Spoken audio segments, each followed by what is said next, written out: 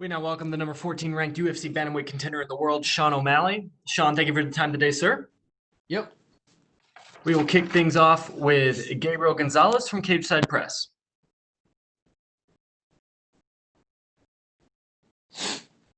Hey, Sean. Hi. So, to put it bluntly, you get called out a lot. And I want to know, how much of it do you think is guys trying to use your name to boost themselves? And how much is it they're just hating on the fact that you're a young guy getting all the attention? Probably a little bit of both. You call out someone with a big name, that just makes sense. I think that's why Connor got called out a lot. You fight, like Cheeto's getting a co-main event spot because he's fighting me. So it's not that he called me out, but you fight me and you get, he's fighting on a co-main event. So it makes sense. I never think of it as personal. It's business. It's what they should be doing. If they can't, get as big as a fan base as I can with their performances, they're going to try to beat me. So makes sense. You've gotten to see a lot of fighters, I'm sure, just as a fan and now being in the sport, make that jump from prospect to contender. Is there anybody's rise you remember watching that you were like, you know what? I want to have something like that epic jump in competition and become a star? I think, obviously Connor's career went well. Israel Adesanya's career went well, and I feel like I'm on a similar path like that. Your nickname is Sugar. Do you have a favorite post-fight dessert? Dessert, I don't know. Usually pizza is just kind of the first thing that I'm craving after weigh-ins. I want pizza for after the fight. What kind of toppings are we serving up on it? I don't care. Anything with cheese and the crust, and it could be, pretty much any kind of pizza would do after. My final question, obviously with the pandemic, there's no telling when things will go back to normal. Coronavirus clears up tomorrow. Where would you want to go fight first? Vegas. T-Mobile. Gotcha. Thank you. Thank you. We will take our next questions from Gustavo Falden with ESPN Brazil. Hi, Sean. How's it going? Good. How are you? I'm good. First of all, where do you get inspiration to go to the colors you dye your hair? Where does that come from? The inspiration I got to color my hair, but I have to say, was from Cheeto. Gave me the inspiration. And what about the colors? Do you intend on changing like more regular the colors? What do they represent, the colors? I'm just showing my Ecuadorian fans some love. I think every fight we'll just do a little something different and have a nice little theme. It's something I look forward to, and it's fun. So. You intend on dyeing your hair on the Brazilian colors maybe one day? If I'm fighting a Brazilian, yeah. And some people have compared you to Conor McGregor, your fighting style, maybe your chest tattoo. What do you think about that? Do you think that you do inspire yourself on Conor? Do you see yourself similar in fighting styles? We're pretty similar in fighting styles. We knock people out in the first round, and we aren't afraid to say how we feel the fight's gonna play out. We have similar styles. We're explosive strikers, and I knock people out in the first round, and he knocks people out in the first round. So yeah, I think there's similarity there. And you said that you started on MMA because of the girls. Is that correct? Still reason I'm doing it. And what is do you have a girlfriend or not? Yep. What does she think about that? She's pumped. There's no issue there. And my last one, if you win your fight on Saturday, would you like request a top contender like Jose Aldo, maybe Marlon Moraes or Cody? Yeah, I think it totally depends how I go out there and finish Cheeto. I go win a decision. I don't get that next big fight name. I don't think. I could, because if I win a decision, it'll be a very impressive decision. But if I go out there and starch him, I think I get whoever I want. Okay, thanks, man. Thank you. And we'll take our next questions from Damon Martin with MMA Fighting. Sean, what's up, buddy? I know we talked before about the mental warfare and kind of how you're mastering that art with the hair, doing the Ecuadorian flag. Are you kind of having fun with that? And I know Cheeto said it doesn't bother him, but do you kind of enjoy that, just that little dig of the Ecuadorian flag in your hair? Yeah, I didn't think it would really bother him. If me changing my hair color got in his head, that might be too easy of a fight. I don't think it's gonna bother. I'm not doing it to get into his head. It's just for fun. The fans love it. The media, it's something to talk about. Last time I did my hair, it was, that was the whole fight week was about my hair. So, it's something to talk about, and it's just showing some love. When watching Embedded this week, before you left for Vegas, we saw the setup you have at your house with your Twitch setup, and you have the background with the Sugar Show and everything. Obviously your focus is fighting, and you've always said that to me. Fighting comes first, but you are treating this also as a business. I mean, how do you balance that in your head? Because you understand that doing the things you're doing are helping you get that attention. I'm sure eventually getting you higher contracts, better sponsorships, opportunities, things like that. But at the end of the day, you need to go out and win fights. So how do you balance that in your head? Yeah, there's a lot of free time being a professional athlete. Say you train twice a day, you still have a good amount of free time during the day, and I just capitalize on that with the Timbo Sugar Show podcast, with my Twitch stream, with my own little YouTube things that I do. It's, you have a lot of free time, and I just capitalize on that. And you can make money doing all those things, and I enjoy doing all those things. So it just makes sense for me to do stuff like that. When you hear, some, whether it's fighters or whoever, complaining that you're getting so much attention and you're getting co-main events and, things like that, do you feel like that, other people just aren't taking advantage of the things that you're taking advantage of, like your Twitch stream, like, all the things you're doing to get yourself the attention? Like, it's not like you're doing it by accident. You're doing it to get the attention.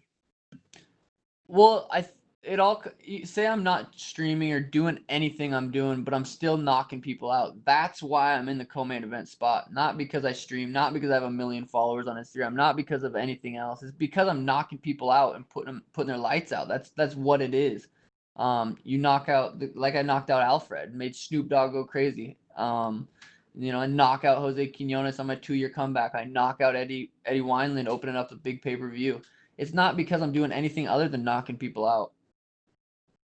And last thing for me, Sean, when you get to this level where you are, on that path to stardom, and I think a lot of people would say you're already a star, but the flip side of that is with stardom also comes that fame, and we've seen a lot of people kind of crumble under that fame, whether it's getting in trouble outside the cage or just that spotlight constantly being on them, never having a moment of peace to yourself.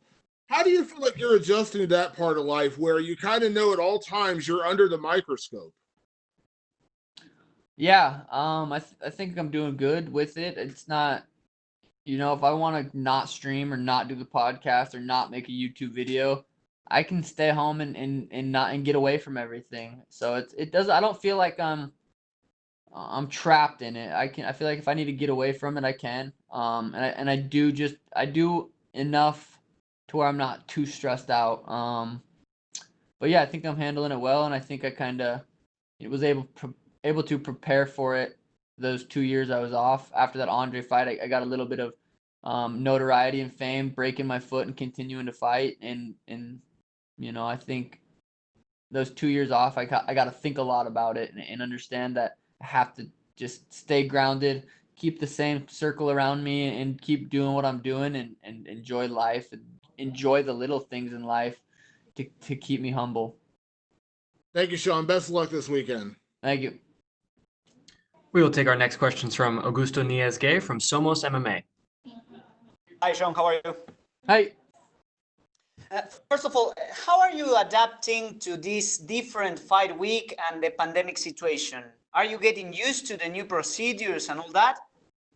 Yeah, I did it 2 months ago. Nothing really changed, so it's it really does. It feels like we didn't even leave Vegas. Went back to Phoenix, trained, came back, so it doesn't feel like we really left. Is there anything that you miss from the life before the pandemic? Literally the only thing, if I could change anything, would have fans in the stands, and that's it. Other than that, life for me is pretty normal. I enjoy life still. Nothing really changes too much. And talking about the fight, is there any aspect of Chito's fighting skills that you think you should be careful of? He's in the UFC. He's tough. He's beat people in the UFC. He's finished people. He's in the UFC, and he's never been finished. So he's all around. It's a tough fight. It's a good fight. He's my toughest opponent to date, and with that said, I'll probably still drop him in the first round. Okay, and if you win on Saturday, when would you like to come back to the octagon? To be determined. We'll see. It depends how the fight plays out. Depends how healthy I am after. Depends who's coming off a win. It's too hard to say and for me to predict right now. And my last one, Merab Valisvili said a few moments ago that if both of you win your respective bouts on Saturday, a fight between you two would make sense. What do you think about that? We'll see. Okay, thank you very much and good luck on Saturday. Thank you. We'll take our next questions from Pablo Santamaria with Notima, Ecuador. Hello, Shang. How are you? Good. How are you? As an Ecuadorian, I want to ask you, why did you decide to paint your hair the color of the Ecuadorian flag? For you. Many people see it as a provocation for Cheeto, but others think that you're showing respect not only for Cheeto, but for the whole country. Yeah, it's just they're cool colors, and it just happened to play out that we went with those colors. I'm just showing the Ecuadorian fans some love. I get messages all the time, all the time, and just showing some love. You want to send some message or say something to your Ecuadorian fans? I love you guys. My hair is the color of your guys' flag, so that's a sign of respect. I'm showing the love. Someone, you guys got to go for someone after I bust up Cheeto. Might as well go for me. Okay, talking about the fight, do you think Cheeto is going to try to take you down, or he's going to keep the fight on the field? Yeah, he's gonna try to take me down. He's a black belt in jiu-jitsu, and I knock people out. So I think that it's a striker versus grappler matchup. So yeah, absolutely. I think he's gonna try to push me up against the fence, trip me, and work on top. So what is your prediction for the fight? Do you think you will be the first person to finish Cheeto? Yeah, absolutely. I think as fast as a starter as I am and as slow as he is, I think that equals a first round knockout. Okay, thanks, Sean. Yep. Amazing job on YouTube and all the stuff you are doing. So good luck on Saturday. Thank you very much. And we will take our next questions from Sumik Dada with Sports Kita. John, hope you're doing good, man. Right. So for this fight, you've had a different training camp of sorts. You said that you got your own cage now. So how has been this training camp different with everything that's going around right now? I'd say it improved a lot of things. It made it more like a boxing training camp where it was all individualized for specifically me for specifically August 15th. So, if anything, it's been the best camp I've ever had. So has there been any significant changes to the camp given the change of surroundings? Instead of grappling at a jiu-jitsu gym or hitting mitts on the mats, we've done all of our training in the cage. I got a cage, we put it in a warehouse, and we've done all of our sessions in there, and it's the same size as the Apex cage. So I think that was very beneficial. So ever since you made your return to the UFC, things have gone by at a pretty fast pace for you. You fought at 248, then at UFC 250, and now another quick return at 252. So do we expect you to keep up with this frequency of fights, keep up with this pace? Completely depends. Got to go out there and do what I do Saturday night. First round knockout, no injuries. Yeah, there's a potential quick turnaround. But we'll see. There's just so much that can happen during a fight that it's hard to predict what's next. And it's Wednesday. I got a couple days until it's Saturday. I'm laser focused Saturday for Cheeto. So last question from me. What are your thoughts on being the co-main event of such a historic card? Yeah, I think it's a perfect co-main event for a legendary card. Stipe DC is the biggest trilogy fight ever at heavyweight, the baddest men in the world. So to fight right before them it's insane. It's going to be something to look back on and have it's going to be an awesome memory. Well, I look forward to the Sugar Show this Saturday, and good luck to you, sir. Thank you. And we will take our next questions from Adrian Gallardo with Vavel, Argentina. Hello, Sean. Hello. How are you? Good, how are you? My first question is, what do you think about being the co-main fight in this great event? Is it something important for you? Yeah, usually I don't really care where I'm at on the card. I kind of in my head I'm always the main event, but for this card it's a little different. Stipe DC is the main event, and I'm the main event right before it. So it's a sweet card to have two main events on. Perfect. What do you think about Ecuador, about Chito Vera? And is this another fight for you, or this is a really important one? I didn't understand the question. Sorry. What was that? What do you think about Chito Vera? What do you think about this fight? Is a really important fight for you, or is another one? Yeah, Marlon's a extremely tough opponent. He's won his last 6 fights with 5 finishes. He's never been finished. Ton of UFC experience. He's been the distance a lot. He's won decisions. He's lost decisions. So he's extremely experienced. But he's never fought someone like me. Anytime I fight someone, they're never gonna have fought someone like me. They're just. I think I'm gonna be too much for him, and I really do believe there's certain levels to this game. Obviously, there is, and I feel like I'm on a different level than him, and I get to go out there Saturday night and prove that. Perfect. In case of winning, if you win the fight of the Saturday, what do you want for your career? Well, after I win this fight, I think just fighting someone that's gets me closer to the belt, it makes sense, and I think it depends on how I win this fight as well. Okay, and the last question, a fun question. What is your favorite video game at the moment? You have a great fan of you have a Twitch channel. You are a great fan of the video games. What is your favorite video game? What is my favorite video game? I would have to say at the moment it's Call of Duty, Search and Destroys. With the Twitch fam, it's something I pretty much play every single day. Not right now, I don't have my setup, but Call of Duty, Search and Destroy right now would be my favorite video game. Okay, Sean. Good luck for the Saturday. Thank you. And we will take our last set of questions from Jose Ignacio Cruz. Hey, Sean, do you hear me? I do. How you doing, buddy? Nice to talk to you. Good. How are you? I'm doing great. I'm actually quite thankful. I'm the one that sent you an email a few weeks ago asking for some time with you, and now we got here, so I'm quite stoked. Let's start with something around the fight.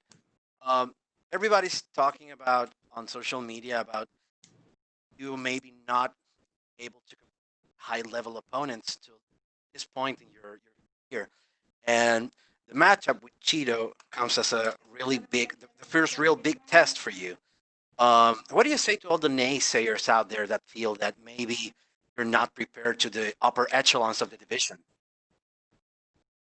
I don't think much of it. I think Cheeto's top 10 guy, and I go out there and put his lights out, fight someone who's next, and there's not much thought that goes into what people say about me as far as the negative ones. The positive one, I enjoy that, and I those are from the fans that I love, and the negative stuff, it doesn't bother me. Cheeto's a dangerous opponent, and he's he's respected in the UFC, so getting a win over him will probably quiet a lot of the naysayers. I could go out there and knock out Peter, and there's still going to be guys that are saying, yeah, but.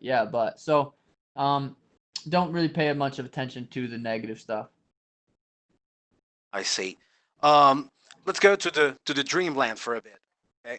I was wondering the other day if you have any fights that you would like to. Let's take away all the things regarding the division right now. If you could have a dream fight, whoever you want to fight, who would you fight?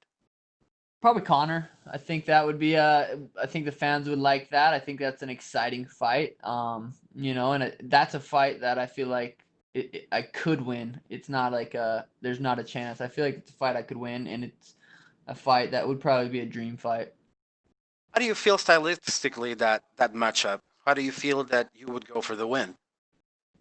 I'm lighter. He's heavier. I'm way faster than him. So I think he hits hard.